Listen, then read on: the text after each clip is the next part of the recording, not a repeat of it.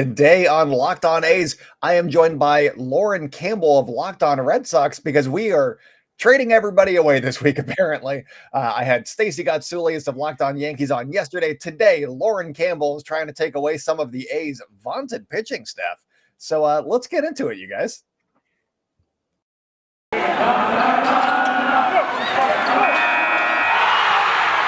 are Locked On A's, your daily Oakland A's podcast. Part of the Locked On Podcast Network, your team every day.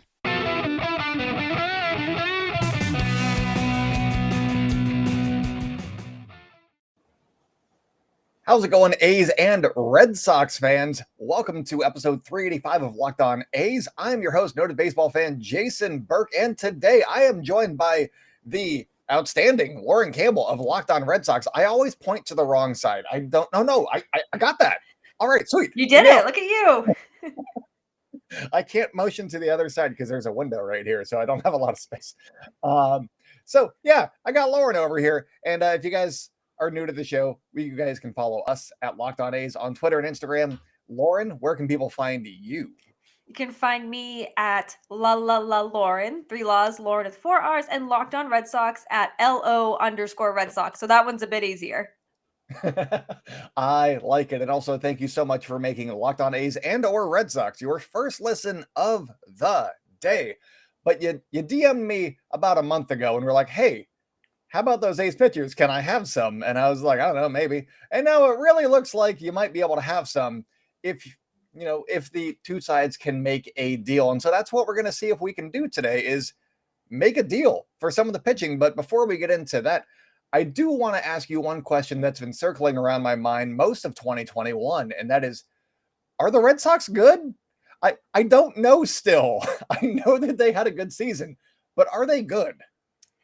I think this is what made that team so fun because it was kind of like 2013 when you just put a bunch of not star power players, but you had the fun guys. And that was kind of what 2021 was. I mean, this is supposed to be a bridge year and they had great players like Hunter Renfroe and Kike Hernandez coming through when JD Martinez and Xander Bogaerts couldn't really find their groove on the offense. So I do think they're good, which is kind of scary to say because most of that team is coming back.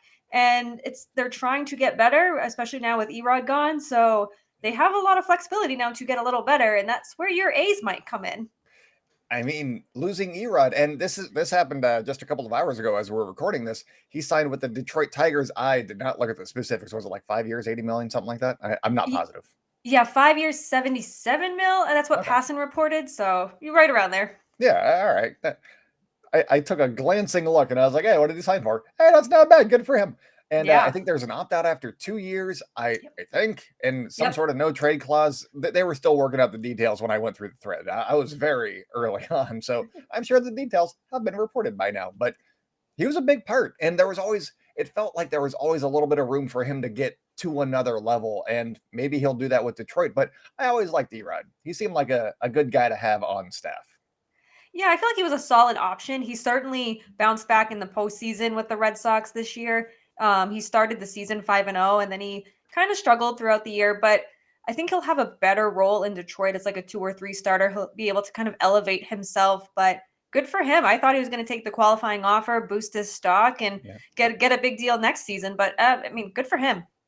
They've got a really fun young staff over there in Detroit, and I'm intrigued to see what other moves they do because this isn't going to be it. I would assume you don't strike this early on a guy like that who's not necessarily going to put you over the top or put you into contention anytime soon, but he's a nice piece to have, and that's good money that he's getting. So I'm intrigued to see what else the Detroit Tigers do. I got my eye on you, whoever runs that team. All right, so they lost Erod. There's a couple of other free agents on the market as well for the Red Sox. What is the plan for Boston this winter? Obviously, we're going to talk about pitching, but what do they need right now? I think that especially after losing Erod, they need another starter. This could open up the door for a reunion with Garrett Richards, but he really shined out of the bullpen. But either way, they need a starter and a reliever, maybe 2 relievers. That'd be nice just to have that reliability and stability because they did not have that especially in the postseason. That was the downfall so many times. The bullpen could not hold on to a lead.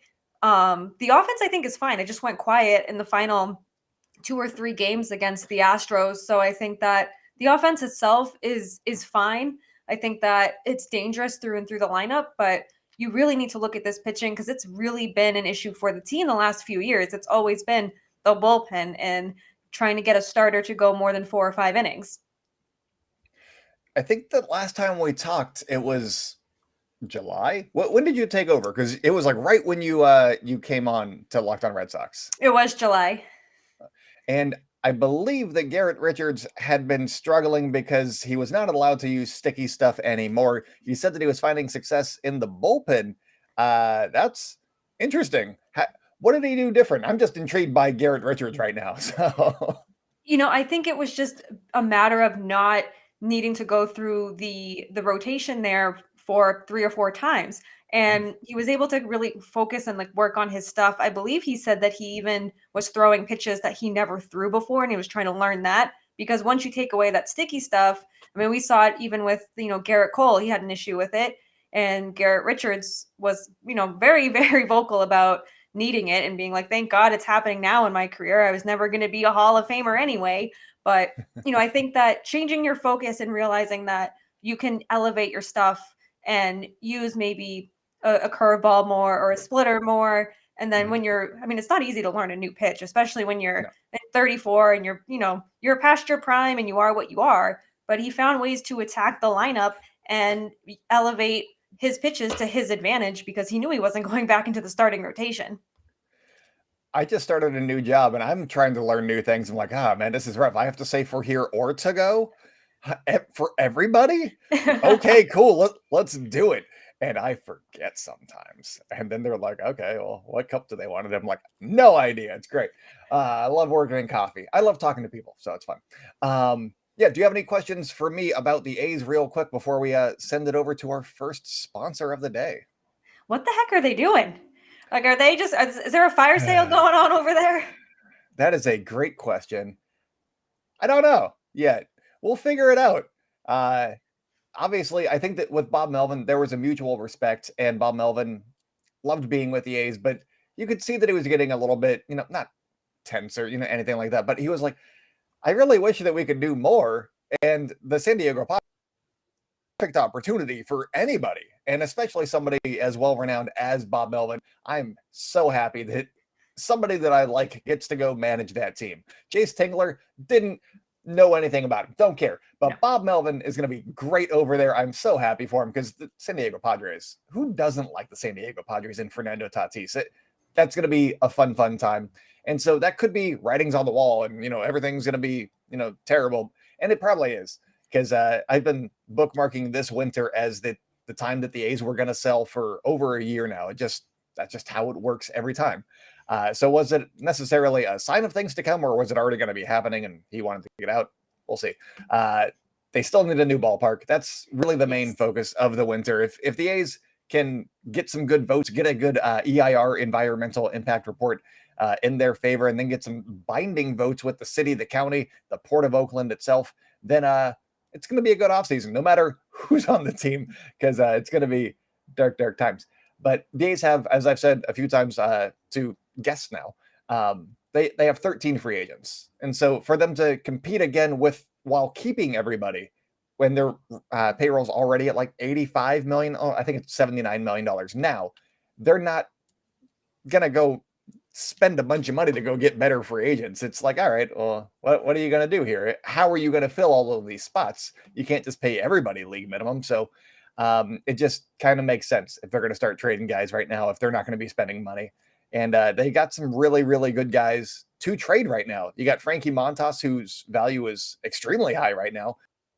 Matt Olson's coming off an MVP per season. If it wasn't for Shohei Ohtani and Vladimir Guerrero Jr. and maybe another player, he'd definitely be in consideration most seasons to be the actual American League MVP. It's just rough season to have your breakout year.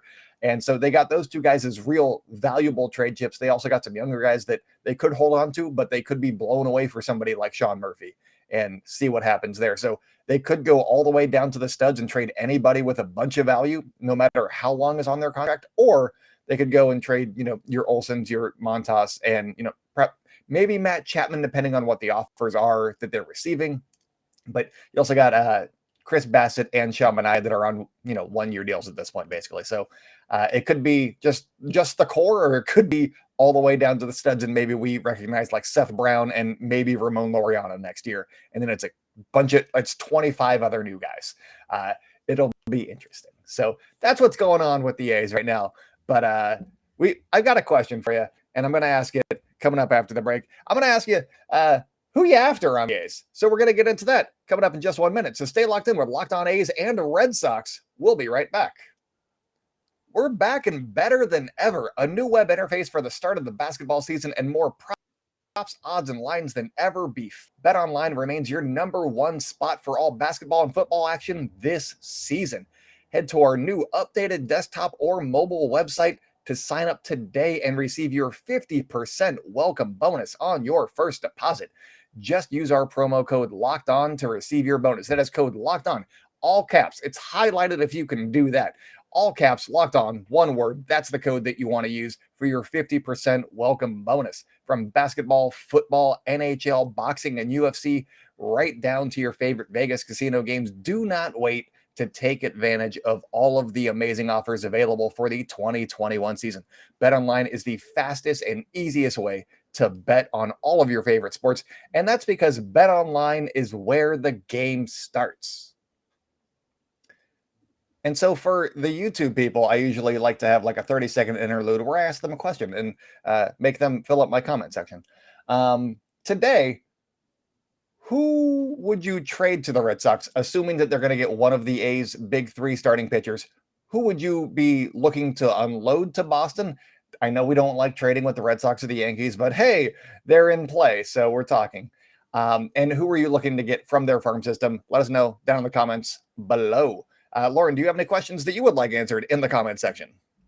Yeah, I think you asked the best one. Just like, who are you looking like? Who, as an A's fan, would you want from the Red Sox?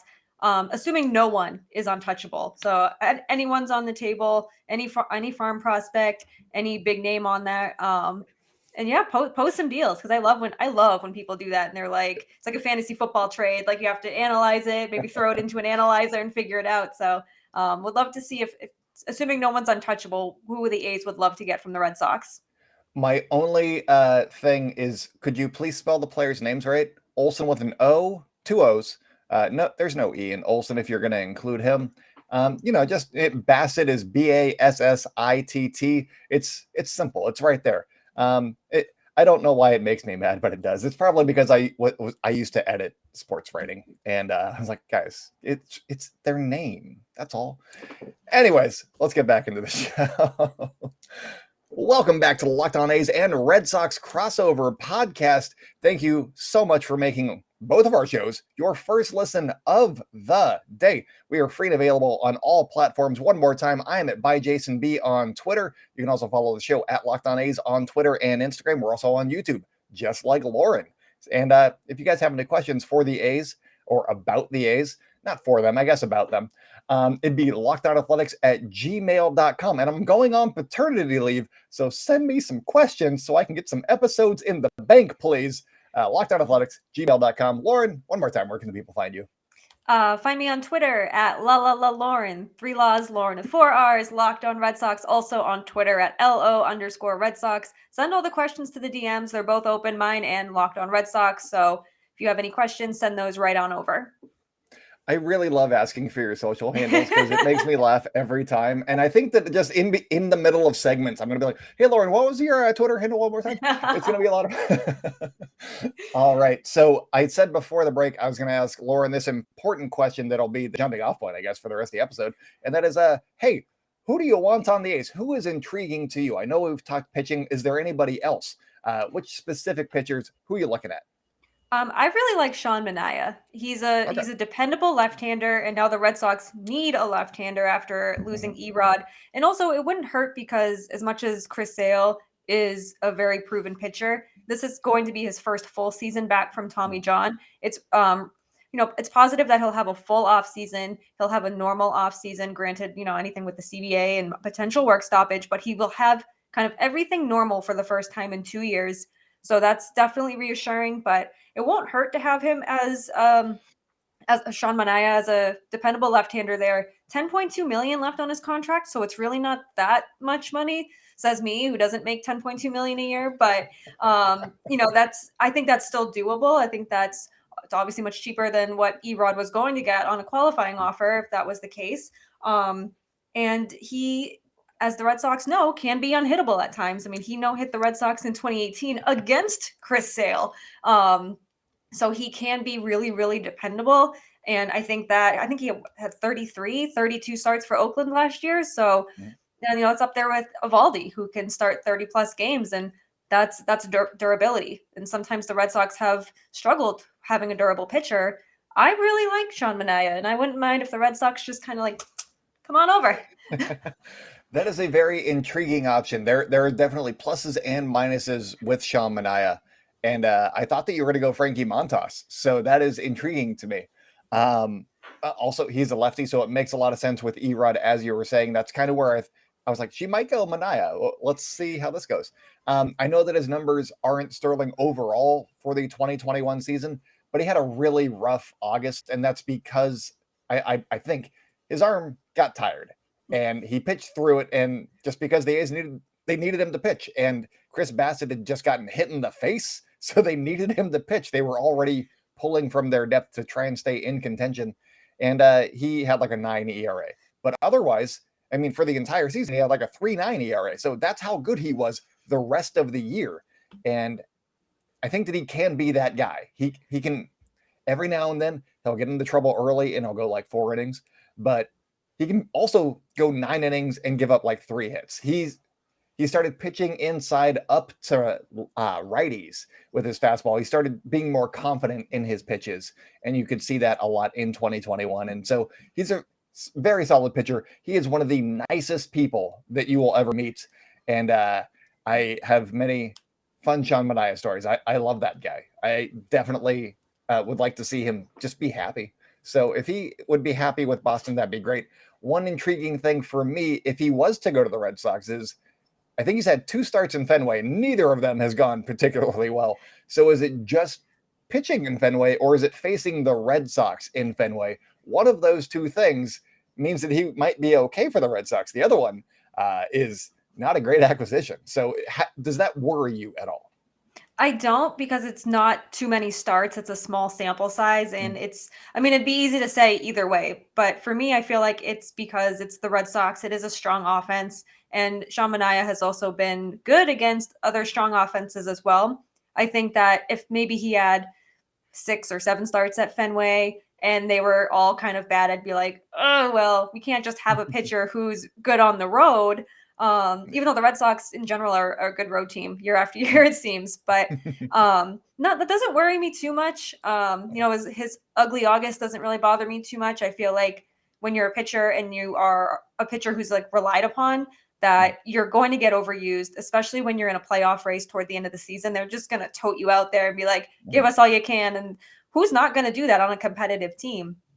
But I think that at the end of the day, I think it's just facing the Red Sox offense. I don't think it's Fenway Park. Hopefully it's not Fenway Park, because when the Red Sox do get him, we don't want him to struggle at Fenway, because what's that, 80 games divide by 5? I can't do math, but it's a good amount of starts at Fenway.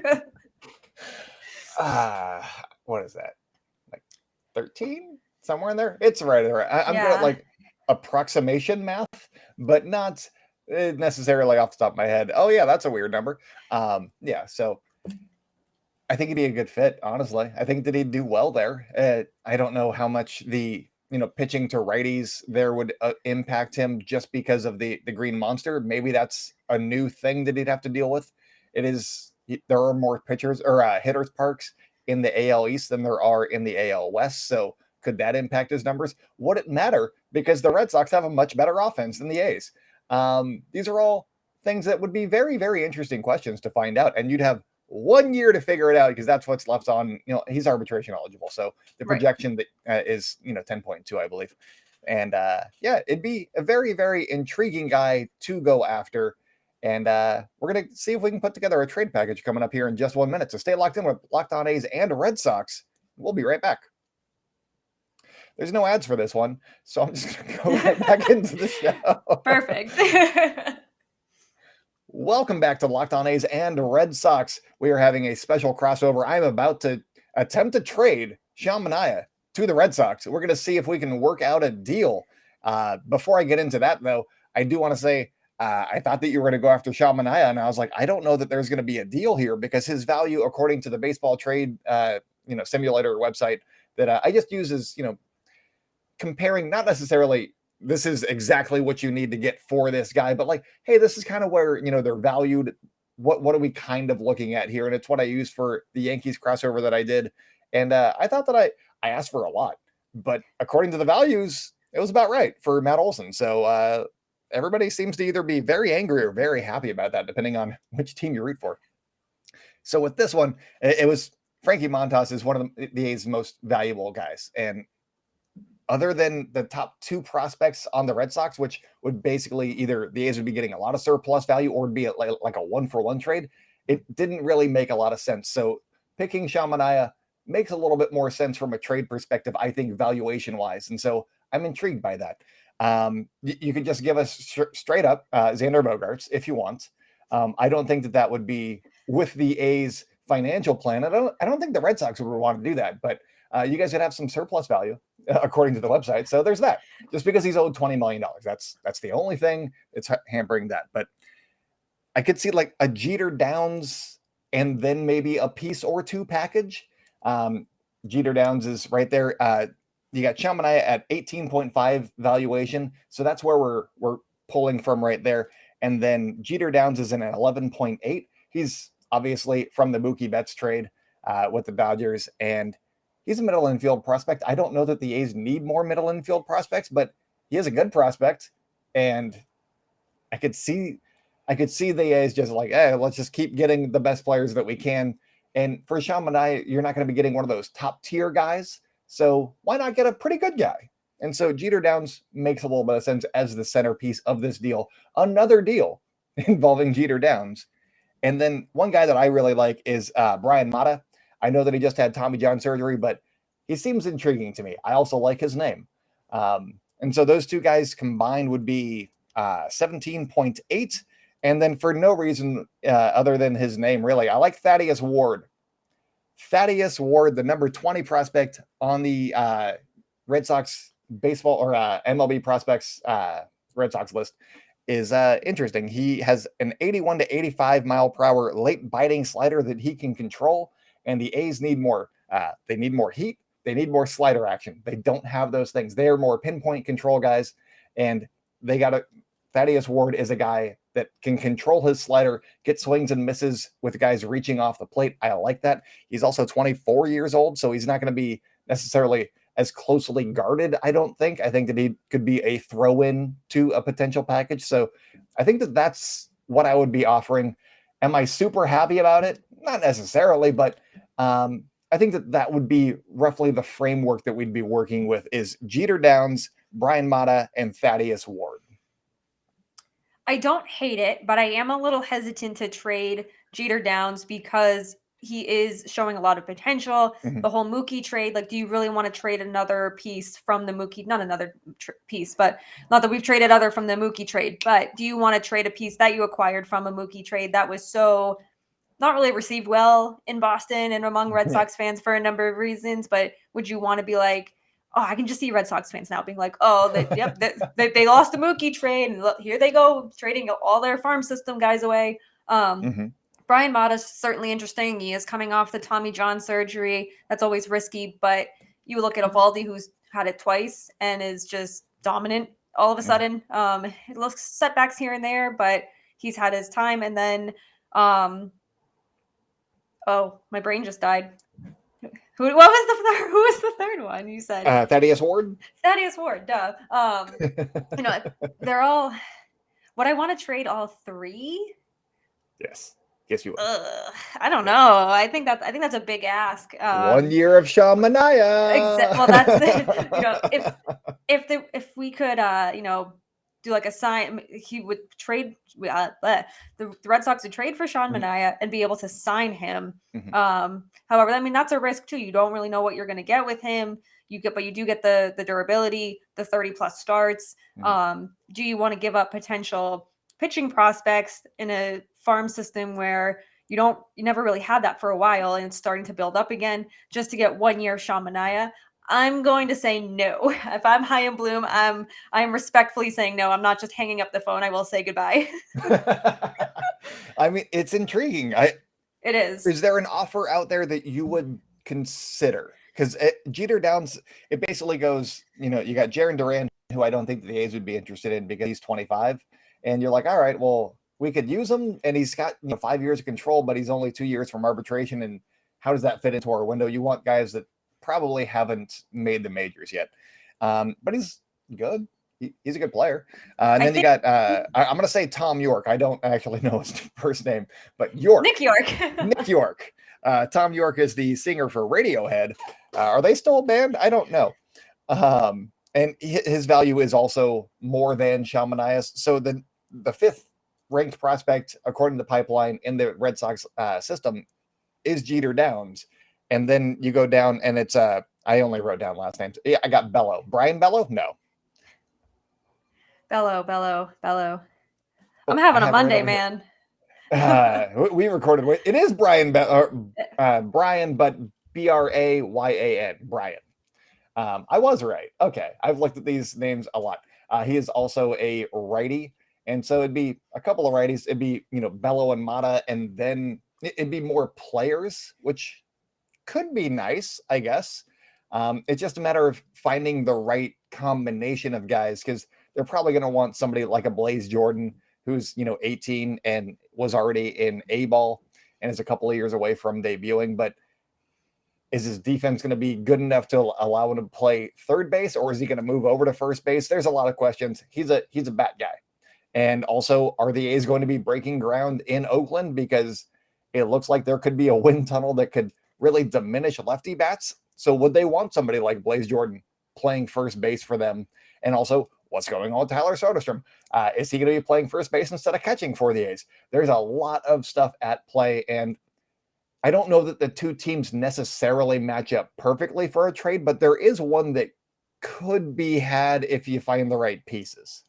Oh, absolutely. And I think, too, some of the problems the A's have, the Red Sox have them, too. I mean, you have Xander Bogaerts, who potentially could opt out after the 2022 season. You have Rafael Devers, who's almost a liability at third base. Could you move Xander to second or third, move Rafael Devers as a DH after JD Martinez's contract expires after next season? Could you sign somebody to maybe take over second base as a whole? Because Christian Arroyo is not the answer. No offense to Christian Arroyo, but he's just not the long-term answer. You also have Marcelo Meyer in the farm system, who the Red Sox drafted. Could you put him at short, Xander at second? But then who goes to third? So it's, there's a lot of moving pieces for, I think, both the Red Sox and the A's. I think there's a lot of log jams that could potentially happen. When it comes to Jarren Duran, I don't think the Red Sox would want to trade somebody, again, who has been such a high prospect. I mean, they traded Andrew Benintendi, and he had so much potential in him. You make this big trade for Chris Sale, but you would do that trade over again with Michael Kopech, and Yohan Moncada. So you get rid of these prospects who are high on the list, and 100% you'd always do that Chris Sale trade. But do the Red Sox want to continue to trade away these high prospects before they even have the opportunity to really tap into their potential? Andrew Benintendi, I think that there's still so much more there to be had. Same with Jarren Duran. Everyone was so adamant about calling him up to the Red Sox this year. The Red Sox finally call him up, and they're like, oh, he's not that good. He's just fast. And it's like, you need to let these guys develop a little. Like, yes, he's 25, so he's on the quote-unquote older side for prospects. But I think that they're not ready to give up on him. And then you also have Tristan Cassis in the farm system there. So the log jams are ready to happen. And I think that's probably what will keep the A's and Red Sox away from each other in a trade, just because they have so many similar problems in that respect, where it's like, do we have room for somebody to come in here and just like, we'll figure it out? Because the Red Sox did a lot of that last year, and it just did not work out very well. Yeah, the A's got a lot of outfield prospects that need to be added to the 40-man roster ahead of the Rule 5 draft. So I have no idea what they're doing with the outfield right now. It's probably going to be Ramon Laureano, who's suspended for a month after the PED suspension from 2021. And then you got Seth Brown and Stephen Piscotty. And then we'll see what happens from there. It'll be fun. And then also they've got prospects like Luis Barrera or Cody Thomas that could be vying for a starting position in spring training to fill in for Ramon Laureano, but you're relying a lot on both Seth Brown, who has nice power. He doesn't hit lefties, though, so he needs to work on that this offseason. Hopefully that's what he's doing. I would love that. And then Stephen Piscotty, who's been injured, but he can hit lefties pretty good. He just can't hit righties. And so you would just imagine that's a platoon partnership right there. And then you're like, all right, well, who's filling up center and left at that point? And you're like, I don't know. So it's a good time. Good time to be an A's fan. You already have all these holes. And Jarren Duran could fill one of those, but at the same time, do you want like a 1-for-1 kind of deal? The valuation, that's the valuation. Maybe it would happen, but I'm not sure that A's fans would be thrilled about a 1-for-1 for Sean Manaea. Especially for a guy who's 25. And I mean, him being 25 could win the A's benefit for those arbitration years because he is a little bit older and maybe he would cost a little bit less as he gets further into arbitration. Or maybe he stinks. Only time will tell on that one. It'll be fun. But that is all I got for you, Lauren. Lauren, do you have any other parting thoughts that you would like to share with the audience or myself? I think it's just going to be a fun offseason for both teams. I mean, the A's are in this rebuild mode, and the Red Sox are in a smaller rebuild, but coming off a surprising season. So I think that it's going to be very interesting offseason for both teams here, and it's going to be a lot of fun. I look forward to definitely having you on again before the season starts and asking Absolutely. you one more time if the Red Sox are good. I think that's going to be my running thing, as well as, Lauren, where can the people find you on Twitter? That's your favorite question. That might be the number one question. Like, forget the Red Sox. What's your Twitter handle? Let's plug that. But that is all that we got for you guys today. Thank you so much for making Locked On A's and or Locked On Red Sox your first listen of the day. Now go make Sully and Locked On MLB your second listen. Sully is available and free on all platforms. You can follow shows on YouTube. The Locked On A's program can be followed on Twitter and Instagram at Locked On A's. I am at by Jason B on Twitter. And once again, fill up that mailbag, my friends. LockedOnAthletics@gmail.com. Lauren, one more time. I have to. Where can people find you? You can find me on Twitter at Lauren, 3 laws, Lauren with 4 R's, and the Locked On Red Sox Twitter at LO_Red Sox. I love it. All right, that's all we got for you guys today. Thank you so much for listening. Until next time, go out and celebrate good times, A's fans, and I will talk at you tomorrow.